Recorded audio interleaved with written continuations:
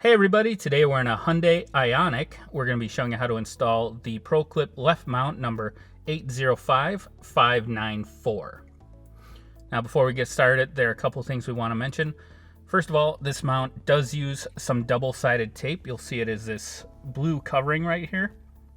Now you want to peel that cover off before you install the mount, and that tape is designed so that it won't leave any marks or residue behind if you have to remove a mount in the future.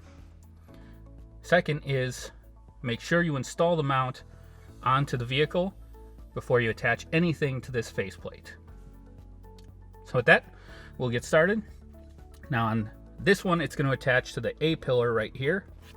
The first thing you want to do is kind of peel back the weather stripping here, just so you can get at the seam that's underneath, and you're going to fit this lip into that seam.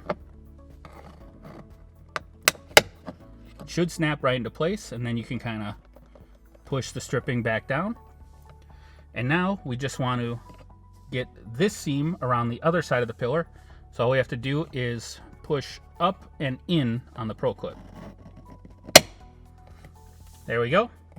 Now it's in place. You have a nice solid mounting platform for a custom ProClip device holder. We hope this video has helped. Have a great day.